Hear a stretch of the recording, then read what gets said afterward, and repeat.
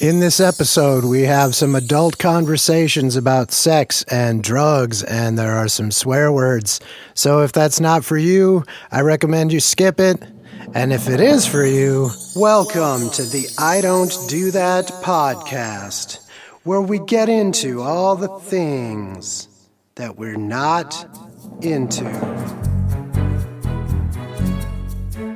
Na na na na na, yeah, no, I don't do that, no, I don't do that. You know it's alright, you can ask, but I don't do that, no, I don't do that.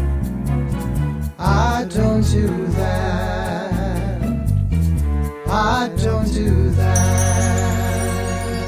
Episode 9. I enjoy learning things about other people that have different views from me, even if it's things that I don't like or disagree with. I feel I'm a better human now, more accepting of a lot of things and genuinely happy. Episode 9 is We Didn't Do Those as Jehovah's Witnesses. We are talking today with Ethan and Tyler, who are former Jehovah's Witnesses, aka XJWs.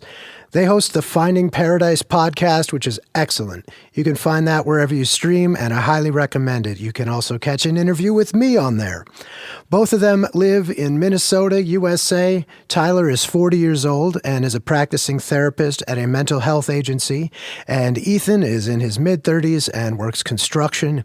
He also grows some delicious microgreens. He's going to show me his setup so I can hopefully grow some healthy stuff indoors. Man, I love vegetables. Don't you? They're awesome. All of them. Both men identify as white and as XJWs. Today we will discuss the following activities from which they were forbidden from participating as Jehovah's Witnesses. Nothing on this list was allowed. Celebrating holidays, going to college, participating in extracurricular activities, including prom, including scouts, growing beards, getting tattoos, saluting the flag, eating holiday candy, serving in the military, voting, smoking, attending Alcoholics Anonymous, giving or getting blood, donating to charities, going to the YMCA, toasting beverages, cursing, disagreeing with the doctrines of the Jehovah's Witnesses, wishing other people luck, worshiping Jesus as God, and talking with friends and family who have been disfellowshipped. I realize this is an incomplete list. Still, we have a lot to get through. First, though, Ethan, Tyler, thanks for being here. Thanks for having us. Yeah. I have been listening to your podcast, and I enjoy it a lot. I'm not done, but I plan on listening to the whole thing. And if we're still recording stuff, I'll listen to stuff in the future, too. So. Appreciate it. Right on. Yeah. And so it's extensive, the podcast Finding Paradise, and there's a lot of stuff I'd like to ask you about, but I don't really have time in one day. So I thought it'd be fun for this show to focus on things that Jehovah's Witnesses don't do. Your podcast is about getting free from the Jehovah's Witnesses. And then at the end, I'd like to talk a bit about what it takes to leave the organization, if we can do that. Yeah. Awesome. Sounds like a good discussion. All right. So I got a list. I figure we can just talk about them. And if you wanted to add anything, we can talk about that too. There's things I knew about when I started listening to the podcast, because I've had some exposure. I suppose I have met some JWs before, like probably some went to school with me and stuff like that. But socially, not really. And it seems like that's sort of forbidden. Am I right? Mm-hmm. Right. Okay. Yeah, that's by design. Yeah. that you wouldn't have known them like in a social setting. Mm-hmm. So, did you have friends that were not JW? You weren't allowed to. Did that ever affect your life, or how did you encounter that? Yeah, I mean, you could have friends in school, but that was it. Okay. There was maybe once or twice I was allowed to go play music with a couple school friends, but other than that, no. I like a good example growing up. One of my best friends, even to this day, was my neighbor, Mitchell, and he could come over to my house every now and then, as long as my parents were home. We literally were next door neighbors, but I could not go into his house. It was very frowned upon. Because it was mainly because my parents couldn't see what we're doing. Not that we were doing anything bad anyways. Listening to D12 and stuff, I suppose. They wouldn't have liked that, but... Purple pills. I was thinking blue and yellow purple pills. Yeah. Right? Yep. Wow. Yeah, I mean, that was pretty similar too. You were always told that those are your acquaintances; those aren't your friends. And so that was kind of growing up. I always had acquaintances, but I've had you had those friends, and some of those that I have actually even kept up with 20 years later. I went to Texas to visit a friend of mine from high school back in August. So, you were definitely kind of kept separate from that because I never hung out with any of those people like in high school all that much. Yeah. And like you say, it's by design. Can you explain that a little bit? Well, like Ethan was saying, your parents can't see what you're doing within someone else's, someone else's home. And it's a very controlling environment. And you're expected to toe the line in every single aspect of your life. You are a witness 24/7. And so you have to keep that up at all times. And if you're not being supervised, you might be doing something wrong. Right, and they're worried about, if you're hanging out with somebody that's not a witness, that has an open mind about other things, or blah, blah, blah. They might teach you things that they don't want you to know. The organization doesn't want you to know. You might grow, But 1 Corinthians 15:33, bad associations spoil useful habits. Yeah. It's like to this day, I will never forget. He who has dealings with the stupid one will fare badly. Right? I mean, yeah. Wow. Yeah. Wow. So yeah, we both know our Bible. Yeah. So was it like this with everyone? Were some parents more permissive or? Oh yeah. Yeah. Yeah. Would you say you were got the stricter end or the more permissive end or? My dad was strict, but there's families that were way more strict. My parents were good parents. I will say that. I love my parents. Great. We don't talk, but I still love them. I see. They're in it, but growing up, they were, I don't know, fairly understanding. I got caught looking at porn one time, and I thought I was in it. Like, I was gonna get in a lot of trouble. Yeah. No, I got in more trouble just from getting kicked out of school the second time. Yeah, but I mean, porn was bad. Yeah. You don't do that. But my dad was actually sympathetic. Sure. Probably because he looked at it too. Yeah. Well, that's the same thing. Like, my parents were cool. Like, I love my parents, and I don't have any, I've always thought people do the best that they can with the information that they have. And so yeah, I think they did the best they could. And I love my parents. I don't have any complaints. It doesn't mean that they didn't make mistakes and that I don't think maybe they were misguided in the way that they raised us as kids, but that's not on them. I think as parents, they were great. They were, I wouldn't say mine were like especially strict, but they were kind of middle of the road. And there were certain things that they may be a little bit more strict on than others, but I don't know. I think they were kind of middle of the road. Was your dad an elder? I can't remember. Yeah. He wasn't. Off and on. Off and on. Yeah. Yeah. And so it goes both ways too, from what I understand. So you could be influenced by them, but from what I understand, there's also some secrets that you're not really supposed to let out. Is that the case? This is more just something I read online, so that doesn't really speak to something I heard from you. You mean like things you just don't talk about with worldly people? Yeah. Quote, unquote. Yeah. Yeah, I mean, like, we weren't very, very vocal about disfellowshipping. Yeah. It would reflect badly on the organization. Yeah. If people knew what disfellowshipping was like, yeah. If the worldly people or the people outside the organization knew about that, it would reflect badly. Yeah. I remember, like, you would, because we had, like, instructions on our teaching and how we were supposed to, work on, bringing people in. Mm-hmm. And some of the things that were always mentioned is, you don't give everybody all the information. You can't tell everybody everything that we do right out front because, that's just too much for people. And that's how it was always painted is, well, it's just too much. It's not that it was, oh, well, that's fucked. And you shouldn't be doing that, which is the normal response. Yeah. It's, oh, well, that's just too much. So it's more like they can't handle the truth kind of thing. Yeah, really. And, So, I guess I wouldn't say there's necessarily things that you're told you shouldn't talk about with outsiders, but it's more of a how much should you talk to people at a time kind of thing. And, I don't know that there's necessarily secrets. Most of the secrets that you wouldn't talk about are ones that that most, rank and file witnesses are not aware of. I see. Is there anything that you want to say now, or that you feel like you can say now that you didn't feel like you could say before? That I felt like I couldn't say while I was in? Yeah. That it's a cult. Yeah. And even that's a big one. That took a time. while. Uh-huh. Mm-hmm. Yeah. Uh-huh. Because, I mean, first you got to admit everything you knew was false. And your life was, to a certain extent, a waste. I mean, not completely, but...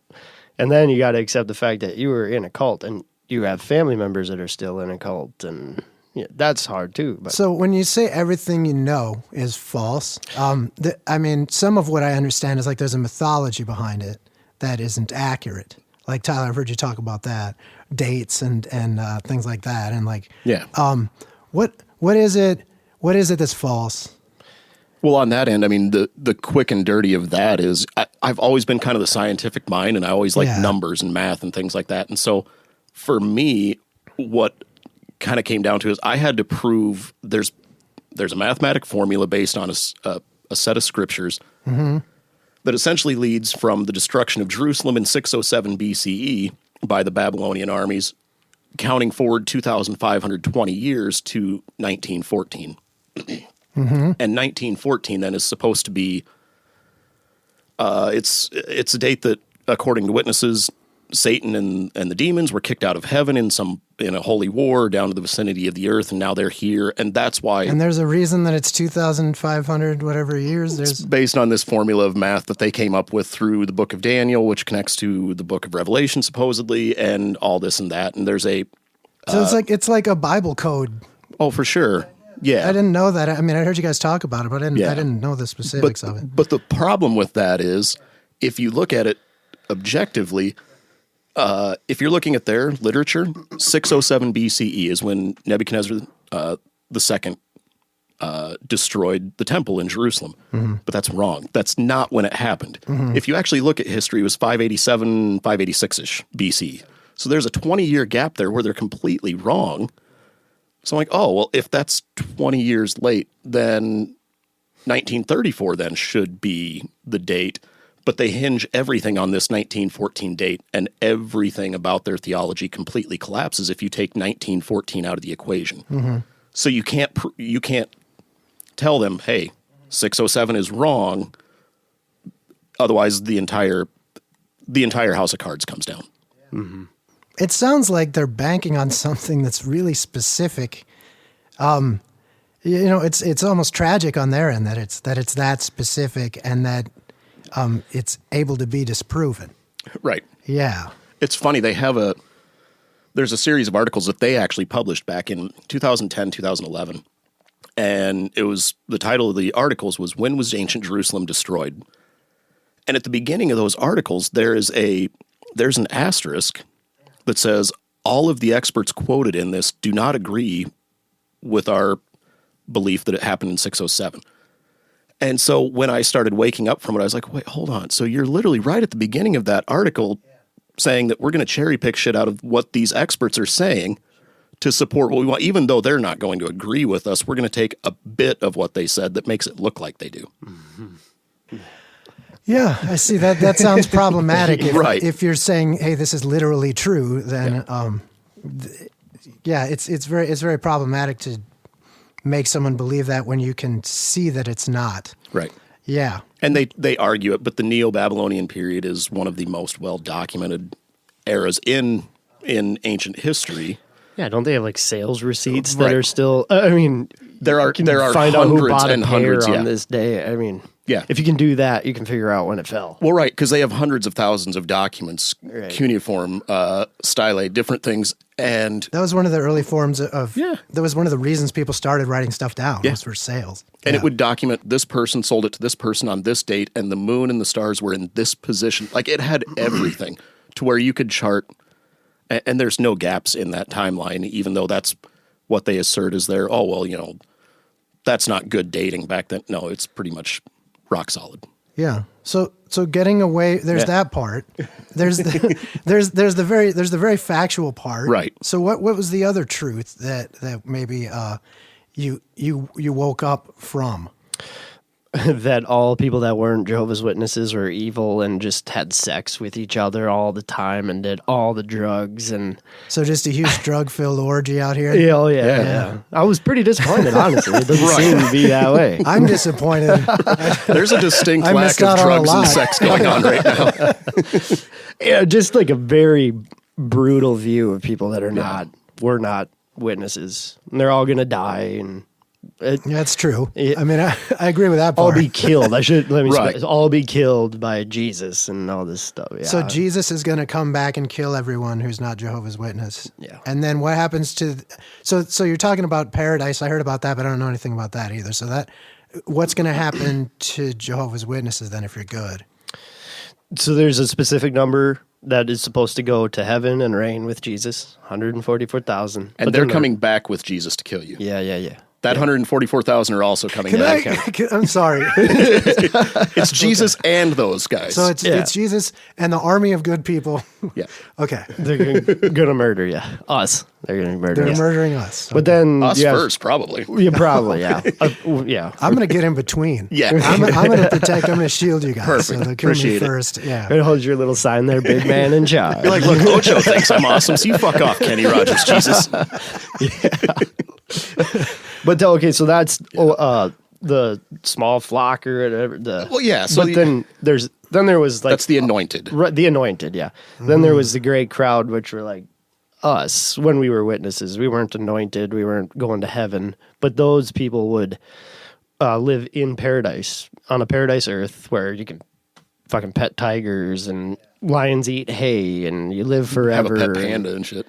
Yeah. It's amazing. But y'all wear button-ups, that are tucked into your dress pants. This You all is look like you're from a Dockers commercial. Yeah. We still have guitars Lions and all eat that. hay. I'm stuck on that. Well, I mean, yeah, nothing kills anything, and I see. like There's no danger, so Yeah. you're safe. right. Yeah, you're at And peace and there's- harmony with but the there's animals. a dress code, and Apparently. okay, Yeah, it looked like it from all the paintings. okay, and- Yeah. okay. You might have like a super dope house like on the side of a mountain. Mm-hmm. How specific is this vision of paradise then too? This is Oh, a man. thing, like when I talk about my spirituality, I usually ask questions. Like if people say, "Do you believe in God?" I'm like, "What do you mean? Who is that?"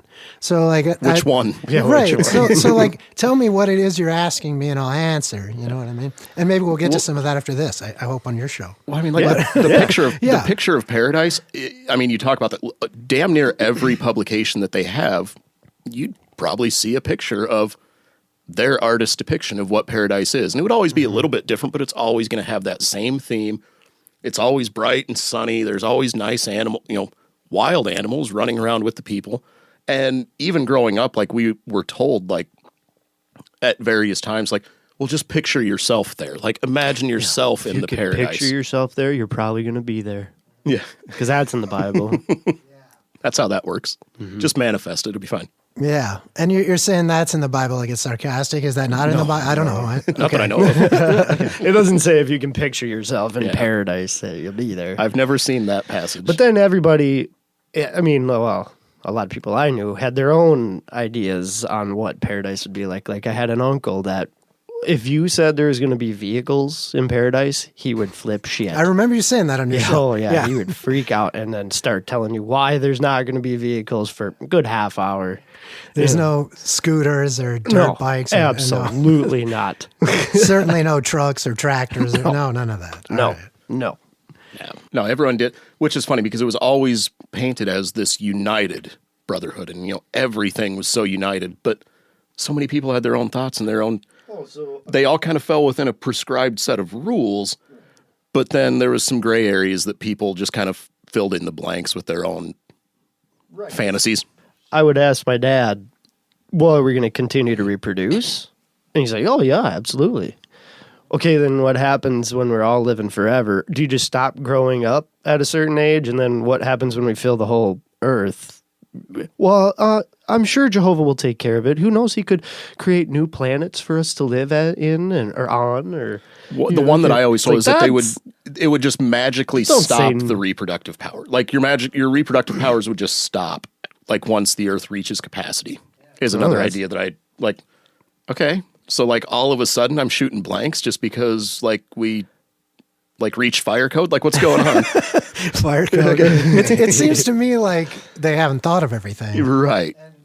It's almost as though they're filling shit in as they go.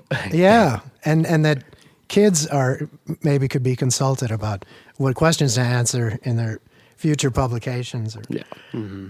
I just want to take a second in the middle to talk to our listeners.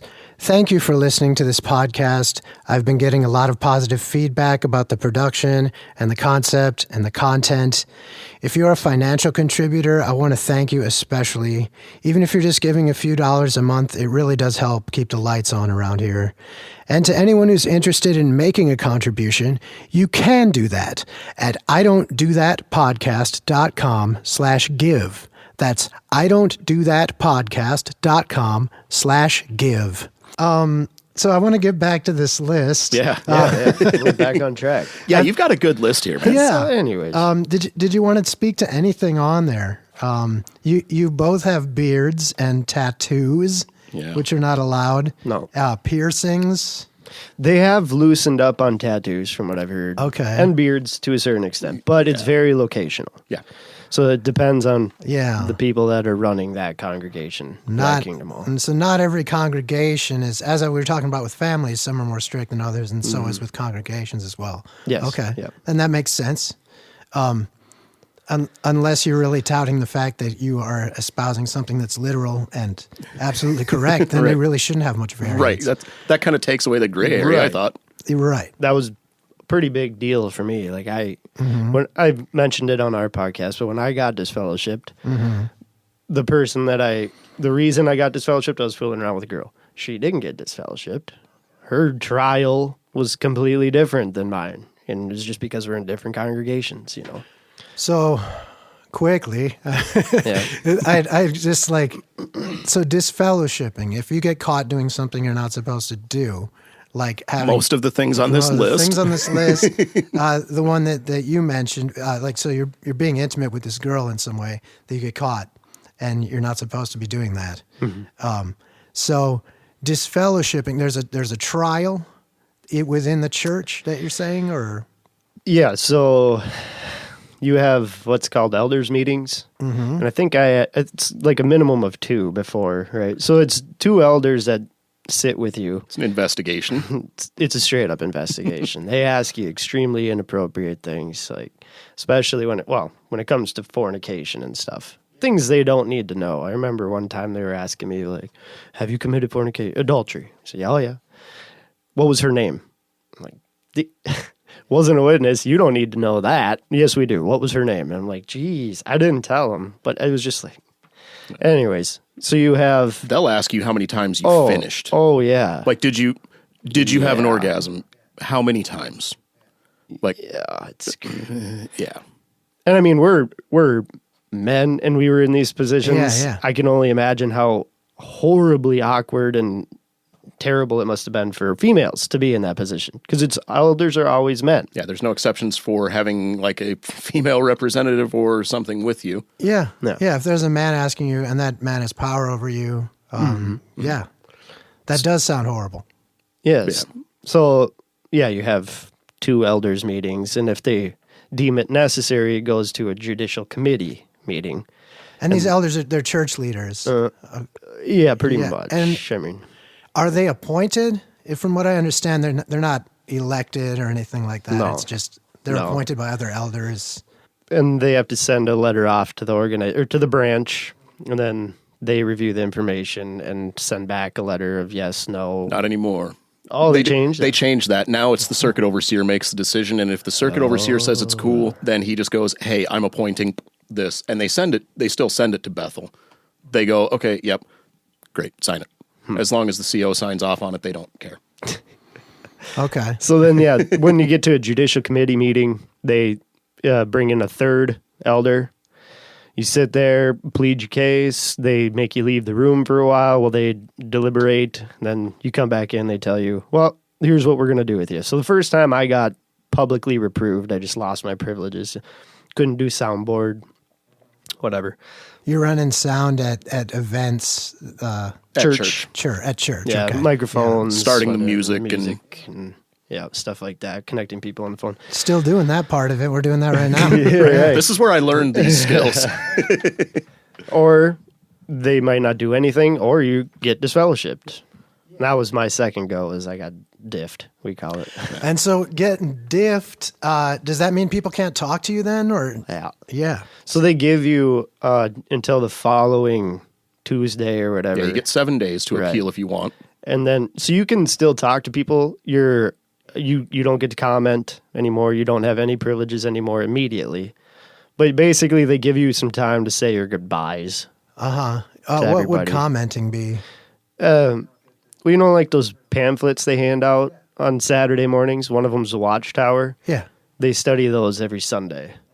And you can raise your hand and comment on the questions. So there's a conductor. Ask. He'll go through the paragraphs. He'll ask questions. And then you've got people sitting out in the... Yeah. You can't really talk to the group. Yeah. Okay. Yeah, you can basically sit in the back row and you can just kind of observe. Yeah. You can be around, but you can't really talk. Okay. Yeah.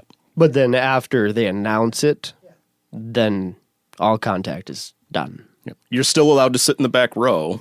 Then, but now definitely no one can talk to you. So like for that week or so, while they're waiting for the announcement, people could still come up and talk to you and stuff. And honestly, most people wouldn't know unless you would say something to them that, hey, I'm being disfellowshipped or I'm being reproved here next week or whatever. And so you still have that community, I guess. But once that announcement is made that if it's not reproved and you are disfellowshipped, then everything cuts off. So what is everything? I mean, your family are Jehovah's Witnesses, right? Like your people that you live with. I mean, are they talking to you, or are they like... Immediate family is still is okay. You're not allowed to have spiritual conversation. Like you can't talk about the Bible and meetings and things like that with them. But your immediate, in-home family, you are still allowed to communicate with. Within reason. Right. They won't take you out to do things because what if they run into other witnesses? Now they can't talk to them. But everyone outside of that, like my brother that I don't live with, well, I guess I've never been disfellowshipped when I was still at home. But like if I was still living under my parents' roof, I could still talk to them and my siblings there. But my brother outside, would not be able to talk to him anymore. And certainly every friend that you've had that's still within the church or that you can't talk with them anymore. And those are your friends, am I right? Because you're not really allowed to have other friends. You weren't allowed to have the outside friends. So, I mean, this probably goes without saying, but like this is very lonely, am I right? Very. And alienating. Mm-hmm. It's meant to be that way. It's meant to make you feel like nothing, like you have nothing. You have nothing without this organization. And those people won't talk to you because if they do, they could face the same repercussions. They could get disfellowshipped themselves if you talk to disfellowship people. Well, it's a mechanism that even mental health professionals recognize as basically a form of psychological torture. Sure, it's brutal, this level of shunning, and I've actually worked on it a little bit and kind of gathering some statistics, and I've written some papers on it and kind of early numbers estimates. Somewhere like 50 to 60% of people end up suicidal when they're in that state. And I mean, I can attest to that. Like we're batting 1,000 here. So like, like we've been there. Yeah. And so, well, I'm glad you made it. I appreciate that. Yeah. Somebody described it one time as imagine waking up one morning and 500 to 1,000 of your closest friends and family died overnight. Yeah. But they're still alive, but they're not, is just kind of the way it is, like the way life is. Like you're a ghost or they're ghosts. It's kind of like a Sixth Sense kind of deal. You're Bruce Willis in Sixth Sense at that point. Well, it sounds fucked up, but I've thought this before. It almost would be easier to deal with if they were dead. Yeah. Because then it's not by their choice. It's not like they're just not talking to you anymore. They can't. But they're choosing not to. It's almost worse. Is that indefinite, or how long is that disfellowshipping? Is that like... So, that's another thing. I mean, like, I tried to get back in, so you wait usually a minimum of 6 months, and then you write a letter of reinstatement. And then they have a meeting with you, and they kind of go over, like, well, you've been missing some meetings, we noticed you haven't been studying, and blah, blah, blah, so we're not going to we're not going to reinstate you today. And that's pretty much what happened to me. I mean, well, I was still making all the meetings, though. I was doing pretty good. Yeah, in their terms. But then, yeah, I mean, you can get back in. But 6 months. I would say the shortest I've ever heard of anyone being reinstated is 6 months. Typically a year is kind of like 6 months to a year is about when you could first start looking at it. And again, if they don't agree that you are towing the line properly, then they go, yeah, why don't you do this, and this differently, and then come see us again in 6 months. Yeah. Well, I mean, I told you I wasn't going to ask you to explain what is going on with them. But what do they expect will happen? Like if a human being can't communicate with anybody in their tribe or and really anybody for 6 months, at least I don't understand. I don't I'm nuts. sorry. I think they had a higher return rate back kind of like in the 90s, stuff like that, when communication amongst all the other people was a little harder. But nowadays, I mean, you got XJW Reddit, you got podcasts up the wazoo, you got YouTube channels of all of ex-Jehovah's Witnesses. So now, I don't know what they're doing or what they expect. The internet is not in their favor. No, most people just don't go back because we have a community now. I mean, you don't have to look too far to find. Yeah, when people anymore. that left 20 years ago, they didn't have the support systems that we have now, and that we've even to a certain extent have helped to try to create ourselves and try to help out other people in the area. I've noticed that. Yeah, like it's a different ball game now, and that's one thing that if there are any witnesses out there that are listening or questioning or anything, like just know that there are actually people outside that are pretty cool and that still actually do care about you. Yeah. What are some resources for them? Reddit. The XJW subreddit is huge. So that subreddit started in 2008, I believe. And I watched it go. I joined it in 2018, and it was at like 30,000 members.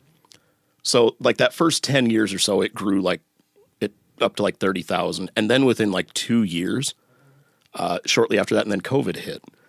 And it blew up. And last I saw, it was at like 78,000 something. Like it had doubled or almost tripled in size again from that in like 2 to 3 years. So like the XJW subreddit is huge. Take it with a grain of salt, because I've said too, when you get that many like pissed off, disillusioned people in one space, you're going to see some toxic behavior and you're going to see some really pissed off people. Like, so you kind of got to be a little bit judicious there as well, but with the understanding that these are people that are hurting too. And so, kind of give people some space. There's a lot of great Twitter feeds that are wonderful, that have a lot of support. Facebook, YouTube, like Ethan mentioned, a ton of channels on YouTube. So it seems if people search for EXJW on sort of whatever they're socially Any into platform. on the internet or even on a search engine or whatever, they're going to get. Yeah. And therapy. In therapy. And find therapy. That's a huge one. If it's available to you, if it's something you can take advantage of, that's the first place actually that I would recommend someone to. Okay. Yeah, and that makes sense. And find a therapist who has experience with people who have been indoctrinated into cults. Yeah, and they're few and far between. That is not a specialty that very many therapists have. I've fired therapists because they don't have that understanding. Yeah. So. Yeah, therapists, man, they got to deal with a lot. Well, and I am one is the thing. Like, I mean, I am a therapist and I deal with these things, but still, like, we seek our own therapy. That's kind of the cardinal rule. But I've had difficulty finding a therapist that understands what I'm going through in my personal life. Are you taking clients, or is there any? Okay. Yeah. Can people find you? Do you want to advertise that? I cannot. I'm through an agency. I got you. But yeah, we have our own referrals. Yeah, I got you. Okay. I am looking to get my own, and I'm not doing any like XJW work or anything like that right now. But I am looking to eventually. That is my goal. Like, I am hoping to start my own practice, helping XJWs as much as possible. So I have a question. So candy. You said something about candy on the podcast. You're like, someone was handing out candy and you wish that you could take some candy, but you couldn't. Oh, It was probably birthday either candy. a birthday or it was Okay. Christmas. There was one time in high school where Santa Claus came to it. Yeah. It was high school too. Take some candy, kid. Yeah. I remember this now. And he's like, "You want some candy?" I'm like, "No." He's like, "Take candy," and he like threw candy at me, and I was like, "Who the fuck is this guy?" But whatever. Yeah, no, I mean, we could eat candy, but if it was tied to birthdays or holidays, then no, Then it had the you're not demons in it. supposed to. Okay, so the context of the candy is important. Yes. Not Halloween candy. No. But we would always go clean house, like at the Walmart and stuff, like after Halloween and after Easter and stuff. When there was leftover yeah, candy, yeah, it yeah, didn't yeah. matter that it had like the Halloween on the bag. You as an organization would Well, clean Walmart? Is No, that- no, Okay, I don't know what goes on. no. As individuals, like we would go like afterwards. I- You'd go buy like all the on sale Of candy course, after. yeah, okay. And it didn't matter that it had Easter bunnies and like Clearance. jack lantern. You're right. You'd go buy the clearance candy. Mom even bought me some costumes after Halloween. What? I got like werewolf fangs and stuff like that, but it was okay because Halloween was done. Yeah, So you're not then celebrating anymore. So you could wear costumes, but you couldn't celebrate Halloween. Yeah. Okay. Yeah. And there was I saw like you couldn't wear a uniform of like a military uniform or of like a scout uniform or something like that. Is that something you encountered? These are just things I read online. So. Like military and scouts were off limits because those were military is Yeah. military. We're supposed to be politically and militarily neutral. Yeah. Scouts, I believe scouts are run by religious organizations. So y'all are politically neutral? Yes. Oh, yeah. Oh yeah. You would not. Yeah, you would yeah. never go to war. You don't vote. You don't run for office. You would not. You Yeah. don't salute the flag. Don't salute the flag. Don't salute, which got me a lot of punk cred. Yeah. Don't stand for the national anthem. Oh no, you could stand. Oh yeah. Yeah. You could stand. Don't put your hand over your heart. Don't take your hat off. Yeah. Just don't. Most of them wouldn't stand, but you get hassled by people behind you and stuff if you didn't stand at least. This whole show is about, you do and you don't do whatever you don't do. And Right. and that's it's not about hassling anybody, but it's odd that it's just like for this reason, Mm-hmm. Yeah, it's not the reason you hear about when people don't stand or don't say the pledge or whatever. It's not the reason I would abstain from doing that, Right. Right. And like I say, I'm not going to ask you to explain, but I don't really understand that, like not voting and not, running for office or like. Well, yeah, because political offices, like we talked about, we're all going to be destroyed by Jesus and the 144,000 at any moment. Like, Okay. you never know. Like, it could be right now. And with that in mind, why would you worry about voting or trying to invest in this system of things when the real answers are what's coming next? And so, Yeah. I mean, from the indoctrinated mind, it makes total sense. if you're going to be destroyed any day, why would you invest in anything other than basic maintenance or something like? right. And they're all men. They're just men, so they're all imperfect. It doesn't matter. Yeah. Like they don't know what they're doing. Yeah. No. Well, I mean, I'm not going to they have don't- arguments with people that aren't here. right. Yeah, it's more about you guys if you have experience with this. Okay, but I do have another question. So drinking is okay, but not smoking? Oh yeah. Yeah. Yeah. Drinking to a certain extent. You could be drunk, but as long as you don't show it, you're fine. As long as you're not puking or falling over, according to their rules, you can that's the line. Yeah. Do you have to be 21 then, or does it have to be legal? I had my first beer at like 15 from my parents. Yeah, my parents would let me drink a beer or whatever at home, and Yeah. but Yeah. So no. The organization doesn't really frown on that. it's about the only vice that they allow, and so people take advantage of it. That and Like there's prescription pills. and pills, but yeah, there's a lot of people that drink fairly heavily within the organization because that's the only vice outlet that they have. So Sure. I mean, I've had it as a vice. yeah, It works for a lot of shit. yeah, it's a coping mechanism. it's exactly. self-medicating and it's like it does its job. It's the only means of self-medicating that's allowed. Yep. I like that you have the YMCA on here. Yeah, That too. I I don't saw- think a lot of people know that. No. Yeah. Well, is that because it's a religious funded organization, or is it? I don't know. It's run by the Catholic Church. No. Yeah, that there's YMCA and YWCA. It stands for Young Men's Christian Organization or Association or something like that. Yeah. Yeah. And Salvation Army is the same way. Yep. Yep. Yeah.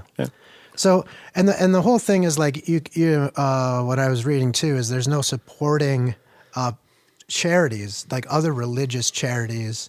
Do you have your own charities? Did I don't mean to say you. Did the JWs have their own charities or? No, donation They didn't. boxes. Yeah, they didn't call That them was charity, it. but you're expected to donate money To the church. And I guess to be fair, I guess they usually had like 2 or 3 boxes. So they had like a box for local contributions. They had a box for worldwide work, which was basically for printing, like printing books and Bibles and magazines and stuff like that. And then sometimes they would have like a disaster relief fund, or if there was like a special project or something that they're working on, they would have, a box for that. So yeah, you're not supposed to donate to other charities, but they want you to donate to them. Right. And they are, and because they're a church, they're a tax exempt organization, so they don't have to pay taxes on any of that. They make a lot of money on donations like that. And they've even, they'd always talk about how we don't tithe. We don't take 10% of your check, and you're not expected to give a certain amount of money. But then within the last 2 years, they've started saying, well, we're not asking you to give a certain amount of money, but we ran the numbers, and $8.50 per person per month is about what it would cost to keep things afloat. So what do you guys think? And of course, everyone's going to be like, uh-huh. Yeah. And they'll pass a Why don't we resolution. just round it up to 10? Yeah. And so the congregation will pass a resolution. It's a small price to pay to not get smited by 144,000 ghosts. Exactly. Okay. It's a pay-to-play situation. Like, it really is. That was one thing I didn't do. I didn't donate. No. I donated maybe like 3 times in my whole life. I donated a few more than that, but not a lot. I got kids, and I would occasionally give my kids, like, here's $1, go put it in the box. And that kept up appearances, I guess. Maybe, I don't know.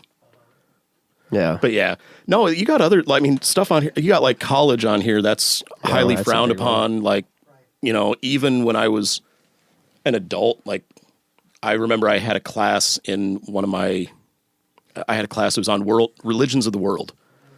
And I talked to an elder friend of mine. I was like, can I take this class? Like, can I do that? Is that okay? He's like, well, yeah, that'd be okay. I mean, you're not being taught to follow those religions. You're being taught about, the facts of those religions. I'm like, okay, fine. But Wow. yeah, college is highly frowned upon because you'll think for yourself. You actually have to back up what you're saying with facts and evidence. You have to have your resources, and you have to think critically, and that's not something that they want. So yeah, college is definitely one that is, it is highly frowned upon. And the other one is giving and getting blood. Yeah. That one there is, that one is especially troubling because, people die. People quite literally, Ethan and I have a good friend who lost a close family member of theirs because of this rule. I've got a good friend in the Because they metro. bled to death. Yeah. Yep. Yeah, refusal of blood transfusions. Mm-hmm. Yeah. I have a friend in the metro. She was a DP8 durable power of attorney for her sister, who was incapacitated and needed a blood transfusion to survive. Yeah. And this friend of mine, she said, no, we can't do that. And her sister died. And that immediately is what woke her up and went, oh shit, I just killed my sister. And so, yeah, there are, and again, That has to be so hard because it's procedure. So she has to really be standing in the way and saying, no, you're not going to put blood into this person. And they're going to argue with her. yeah, while doctors are saying they're going to die. And a lot of times elders are there to make sure they don't take blood. Because that's the thing, too. You could take blood, and if you do and you survive, you're diffed. You're kicked. Now you're ostracized, So it's just That sounds really important to them. I don't get it, but it sounds important. Well, they form these hospital liaison committees, is what they're called, and they will send 2 elders to your bedside, basically to make sure that the doctors know not to give you blood. Yeah. I mean, we could delve into that at some other. That's pretty extensive. Oh, yeah. Their thoughts on blood and stuff. It's ridiculous, but it's another one of those ones where numbers are hard to actually nail down. But I mean, it's thought to be tens of thousands of people have died because of this. Yeah. Yeah. Yeah. And they would defend this position too. Yeah, because of one verse in the Bible that says to abstain from blood. Yeah. 1,800 years before it was ever used in a medical context. Yeah. Okay. It was specifically a dietary restriction, but Yeah, don't eat blood. don't Yeah. But, it was talking about dietary and abstain from blood. Okay, yeah, don't eat blood. Sure, Yeah. fine. But if it means saving someone's life, well, abstain from blood. Yeah. And they use the example of if a doctor told you to abstain from alcohol because it would kill you, would you pump it into your veins? Well, no, because I would kill you, dumbass. Obviously, that's a horrible illustration. I think the thing that's even more disturbing is sometimes, well, especially when they're kids, they'll make them into martyrs. Mm-hmm. I mean, there's a kid that, what was it, 1993 or something? This kid died because he needed a blood transfusion. He's just young, and they did this whole part on how courageous he was and how his parents, how great they were for letting their kid die. There's an entire 1984 awake of 8 kids that they have their pictures and their story of everything, and it was they died for their faith. Yeah, was the name of the name of that magazine. it's fucked. No, they were martyred. Yeah. I mean, it gets me thinking about cognitive dissonance because you studied psychology. I mean, if you insist that your child does not get blood and then they die as a result, it would be very difficult for you to later say, "Oh, I made a mistake," because the stakes are so high at that point. Oh yeah. So, I mean, what I see psychologically happens there is that you become very married to this institution after that.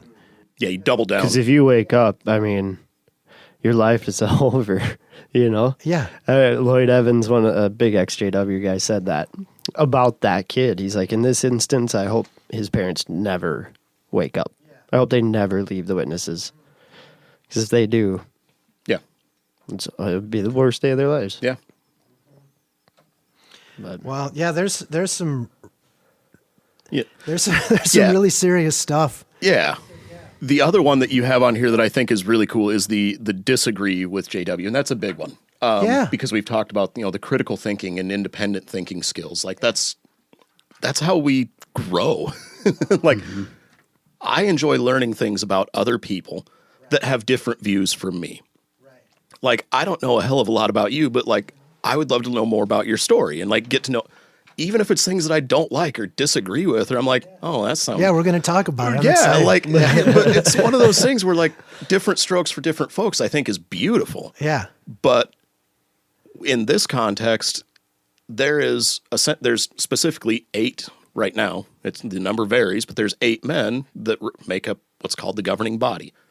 And those 8 men, that governing body, is what makes all of the decisions for all the policy, what is and isn't a sin and what is and isn't right and wrong.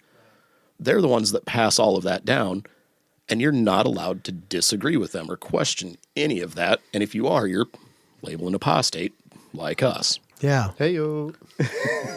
Whoop. Cheers. We're not allowed to do that either. Clank. No. Yeah. Yeah, can't toast. These are cans. These don't sound very good. But couldn't toast because is it a luck thing? It's It luck was? and yeah, had pagan, good luck and This one superstitious. surprised me too. And tell me if this is your experience. Not allowed to worship Jesus as God. Yeah. yeah. No, it's no Trinity or nothing like that. It's you have Jehovah, and then you have Jesus, and then the Holy Spirit was different. Even Could you worship the Holy Spirit? I don't know. No, that would be bad too. And there's specific things rules about the Holy Spirit. You can't grieving the Holy Spirit. There are certain things that you couldn't say or do. And because for the most part, anyone can be forgiven of their sins, but there are certain things that if you like you read through the Bible, that they consider unforgivable. And like grieving the Holy Spirit would be, so like, I don't know. What does that even mean? Yeah, I think basically if I was say, hey, fuck you, God, I think that would be like, Oh, when you say grieving, I think like, oh, I'm so sorry. like making it, Holy Spirit. I see. Yeah. like, I don't know, But- essentially things that would be considered like blasphemous or that would be speaking against God or the Holy Spirit. That's, I mean, like some of these, like that's kind of common in religion, right? But it seems as though praying to Jesus, It's kind of universal. yeah, it seems like people who believe that Jesus is the Son of God, then they pray to Jesus. We did, that is one thing that we did, like when we did pray, it was, you would pray through Jesus. Yeah. So, every prayer, in Jesus' name. Okay. But okay. yes, Amen. Amen. bless. Are there other stuff on here you wanted to talk about? I know there's things like we're talking about football. There's like prom is on here. Yeah. Like Prom. things that AA. AA. Yeah. I mean, whatever. Well, you got AA like, is pretty similar to, the YMCA or whatever, because it's a religious pact. religious. Yeah. Yeah, It's yeah. the same idea. It's a spiritually focused thing. That's Yeah. Especially like step 7. Step 7 is giving yourself over to a higher power or something. I think it's step 7. Right. But yeah, and I mean, and like the extracurriculars on, like prom kind of falls under that, I think, is like but yeah, like you're not allowed to engage in extracurricular activities like sports and And it boils back, or kind of comes back to not having friends that aren't witnesses. So it's unnecessary time spent with people that are not, they don't believe the same thing you believe, basically. they would And tell it you to could go take- find other JW friends and go play basketball with them after school. well. Did they have awesome programs for you to do that? Did they have Exact- a JW prom and Nope. like? No, we did play a lot of sports, though. We do a lot of pickup games. Yeah. Those were pretty fun. But it was never like highly organized or nothing. But Yeah, there was never anything organized or never any like skills building, which my gnarliest concussion came from a J-Dub pickup game. yeah, that's the thing. I seen a bunch of them at like football games and stuff. Oh. It was all the time. Yeah. Yeah. Some of the shittiest behavior I've ever seen have been at like so sporting competitive. events. Yeah. And like brats. They're all just whiny brats. I played football in Chaska, I think, one time with the J-Dubs, and it was so bad. I never went back. Yeah. I played in Jordan one time, watched a dude literally I watched him try to break this dude's ankle on purpose. Oh my! Yeah, highly competitive. Like, yeah. And then he got stomped in the face and I laughed. Nice. Because there was this guy who he played college ball when he had been out for a little while, and he had actually gotten drafted, I believe, and then injured his ankle. He had like a few practices, I think, with the Vikings, and then injured his ankle, ended up not playing, but he was still an amazing football player, and he was huge. And there was this guy that thought he was big and tough, and Yeah. and he's like, I'm going to break his ankle one of these times. And he kept going after this guy. His name is Mike. And he did. This guy dove for his foot, and I watched him like crank at his ankle, Grab it. like grab the front Yeah. of his foot and his heel, and the dude could feel like what he was doing immediately. Like he high stepped him, like yanked his foot back and stomped backward. Bam! It's like stomped him in the head. Got ultimate fighting going on all of a sudden. Yeah, it was one of those, like, I think the game wrapped up pretty quick after that because people were like, oh, this is getting a little intense. And I was like, I'm laughing at the guy laying on the ground now. Right, that dude was an ass. Yeah. Still is. Yep. Yeah. I still know that guy. But yeah, the extracurriculars and things like that. But I was able to compete in like mock trial and speech and things like that. Like I went to state competition for mock trial 3 hours away. We took a bus. I was gone for the weekend. Like that shouldn't have been allowed. Yeah, there's other places there where it wouldn't have been allowed. It was just with your congregation they allowed it. Yep. Yeah. So yeah, I don't know. Yeah. The pants is funny to me. Yeah. Like women aren't allowed to 'Cause wear pants in the Kingdom Hall or something like that. Yeah, when it's meeting time, no. If you're cleaning or something. Yeah, you could wear pants, but there's a different thing that we weren't allowed to do, and that was for men to wear pants that were too tight. Okay. That was highly frowned upon. Yeah, no tight pants. yeah. Yeah. There's one governing body member in specific that had a big issue with Yeah. that, and he's done multiple parts on Yeah. pants being too tight. And finding pleasure in your pants being too tight, like Yeah. things rub, and it's like, man, you are creepy. What is going through your mind? And his point is, you know, and you know who likes your pants being tight like that is the homosexuals that design them. Oh yeah. Yep. Yeah, he said that. From the stage and that was an annual meeting or a branch visit. It was one of that was broadcasted to every JW on the planet. And I do know that actually is one that woke a lot of people up. They were like, what? Because he complained about women wearing yoga pants. Mm-hmm. He said Spanx. Yeah. No one's wearing Spanx. But Spanx are like girdles. Right. Okay. Yeah, I'm not entirely sure what they are. Yeah, like you're on the right track. Okay, yeah. But yeah, like he was referring to what we would just call yoga pants or leggings. Maybe he meant spandex. He might Probably. could have been it. He was probably drunk. He's also been seen at like liquor stores buying copious amounts of alcohol. So there's this homophobic alcoholic talking to everyone. Mm-hmm. Vietnam veteran. Mm-hmm. He was in the. I thought that wasn't allowed. Yeah, he was converted before later. He was okay. JW. What if you get drafted? There's a lot of questions. If you get drafted, you go to jail. Yeah, I had great uncles that were in jail for World War II. They all went to jail, prison, for 2 years, I think, apiece. Mm-hmm. Yep. Yeah, North Korea. That's one big thing that they use, even as a recruiting thing. You know how faithful they are in North Korea or South Korea. The Korean War?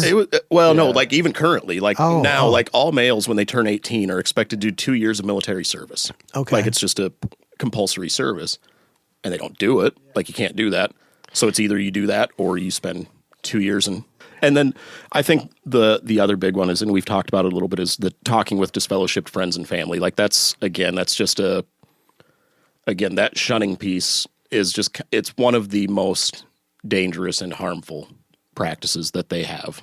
You know, I think that one can't be stressed enough. Unless I'm just missing it, which is very possible, but one I'm surprised you don't have on here is birthdays. I did have holidays, but yeah, I didn't say birthdays specifically. Yeah, birthdays. No birthdays. Anniversaries are cool. You can celebrate wedding anniversary. Okay. And you can have a graduation party, and you can have a wedding reception. Yeah.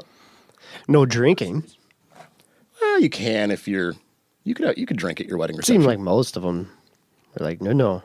As long as both were above 21, I think it was. I thought we were just talking about how everybody's drinking, and that's the one thing you're allowed to do. But yeah, I don't know. For appearances, yeah. I don't know. Yeah. It is just, none of it made sense. So you can drink, but you can't like officially be drinking, being seen or something like that. A lot of times, like you wouldn't want to have drinking at a gathering like that because it might stumble somebody, or there might be some there that have a drinking problem, and you wouldn't want to cause a hardship for them. That was the excuse used for most stuff. You don't want to stumble your brother. Tattoos. You can't have tattoos. Why? You don't want to stumble your brother. Why can't I have a beard? You don't want to stumble your brother. You know? It's like, what? If me having a beard or a tattoo stumbles them and they leave the religion, that sounds like their problem. Sounded like their faith was a little weak. Yeah, not mine. And I used that argument and didn't go over too well. It doesn't sound like you can argue. Like arguments don't go over well at all, is it? No. Did any arguments work? I talked about it on our podcast, tattoos. So they gave me an elder to study with or whatever after I got publicly reproved and stuff. And I asked him about tattoos, and he's like, well, here's a scripture. It says you shall not make markings upon your body for a deceased one or something like that. I was like, okay, fair enough. But what about the scripture right before? It says that you shall not shave the extremity of your beard. He's like, yeah. I said, and what are we not allowed to have? He said, beards. I'm going to have to do a little more looking into this and get back to you. So this is a guy that's in charge of taking families away from people, creating huge life decisions for other people. He just got stumped by some punk 21-year-old on tattoos. So then he comes back, he says, yeah, you're right. You can have tattoos. Just don't flaunt it, basically. Oh, wow. So then I got a big one on my rib. Good for you, man. You actually got through. That's amazing. Yeah. So maybe if we can just catch up with where you're at now that the thing that you don't do is be a Jehovah's Witness. Yeah. Yeah. Yeah, there's a lot of things wrapped up that we didn't do. but that's kind of the gist of it. Yeah, we don't Yeah. do, and Now you can do all those things. Yeah. I mean, I still don't do some of these things, but the majority of them. by choice. Yeah. Yeah. Or just don't need to, you know? Ultimately, I just kind of do what you're able to kind of chart your own path. And when you discover that you don't have to listen to 8 guys in New York that really have no right to tell you what to do, and if someone believes something, fantastic. If you're not harming another person, great. But if this doesn't work for you and this isn't what you want to be involved with, there's no reason why you shouldn't be able to walk away from that and build a life for yourself outside of that. And so that's kind of what I've tried to do. And, like Ethan mentioned, there is a community on the outside of that. And so I was very fortunate to find some great people on my way out. And so that was a huge support. Being able to find that support system is massive. Therapy, again, can't recommend that enough. And, again, kind of the cliche of it, but finding your tribe, like find who you click with. One thing I think is we should mention too Get is in where you fit in. When you do get out, you do have that realization of I can do or not do whatever I want to or not want to do. Like there's an illustration of, you take a spring and you just keep compressing it. And then once you let that thing go, it's just going to fly, man. So it can be kind of dangerous. I mean, I've known a lot of witnesses that just dive into drugs or whatever it is because you're so ready to soak it all up. But I mean, you got to be careful. You got to be careful with that stuff. I think we've done okay. We've had within reason. times, sure, but, go ahead. Go ahead, have sex, try drug, do whatever. Do your thing. Experiment. You can have fun. You don't have to be afraid of your own shadow. Like that's kind of the long and short of it. You don't have to feel guilty about doing things, most things anyways. Yeah, you still want to feel guilty if you're doing shitty things, but just don't do shitty things. Yeah. Yeah, right. It's kind of where it is. Have consensual sex. Have consensual sex. Random people. If they want to have sex with you, do that. Yeah. I mean, and if you want to try drugs, be safe. Swear your little ass off. Yeah. Do it. Do whatever you want to do. Go give blood. Don't give blood. Do it if you don't want to. Don't give it. Mm-hmm. But yeah, I think it's a very freeing feeling when you get past that initial trauma and that oh God, when you kind of settle into your life. And I had a conversation with somebody the other day, like, I'm a much better person than I was. Like, I am a more kind, generous person. I never gave money to a homeless person sitting on the side of the road. But, like, I keep a couple dollars in my cup holder now so that I can help people out. Or I still don't do that. I'll give them French fries or a burger or something. If I had food, I would. But, like, I got cash. Unless they're busking, then I'll give them some money. If you're paying money, if you're playing some music or something, I'll throw a couple. But, like, I try to be more generous and things like that. And not because I'm like, oh, I'm building towards heaven and I'm a good person now. Because it makes me feel better to help another human being. Mm-hmm. And so I think that's something that if you can, when you get past that initial shock, if you're on the outside and you find yourself in a position where you can be that support to other people, I think that's something that is important to help those around you and to be a support to them. Do what you can to help build your community. Yeah, try it. It feels good on its own. Like it seems to me part of that might be like you're not rule checking. You're not like, should I do this? Should I do that? And then part of our nature, I would say as human beings, is to be a group, and that involves supporting each other. Yeah. Yeah. Yeah, like my roommates are talking about getting a bunch of people and renting a bigger house and all of us just living together because, again, like we like that community. And hey, it makes rent cheaper. Yeah. So, it's practical things too. Right. Yeah. And Ethan, I saw you nodding your head when you said you're a better person now than you were before. Would you say that too? Or? Yeah. Yeah. Oh yeah, absolutely. Because I'm happier. Okay. Yeah, I love myself more now. I get to do the things I want to do, within reason. And I don't know, you become less judgmental. That's one thing is you're extremely judgmental and you don't even know it as a witness because it's just the way you're brought up. And I still have slip ups. I think we all do, but I feel I'm a better human now, more accepting of a lot of things and genuinely happy. Well, cheers again. I mean, it's wonderful to have you guys here, and thanks so much for talking. Thank you for having us. It's amazing. I appreciate.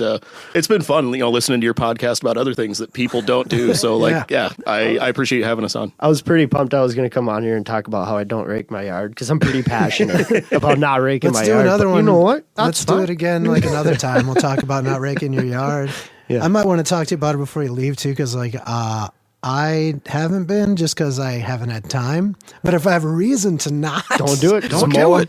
Don't just mulch them up with the lawnmower. It's good for your grass. So just mow it once and little critters live in all the leaves for the winter. Provides food for the birds because there's all these critters and stuff. My name is Ocho. I am your host, chief engineer, and producer. I also composed and performed the theme song. If you or someone you know would like to be a guest on this show, apply today at ochotunes.com/guest. Also, kindly check out idon'tdothatpodcast.com/give to find the benefits of making a financial contribution to this show. Thanks to Braden Salisbury for the background music for this episode. Thanks to our sponsor, Primetime Web, to our guests, Tyler and Ethan, their podcast, Finding Paradise, and thanks to you for all that you do and all that you don't do. I will talk to you again if I'm lucky. I don't do that.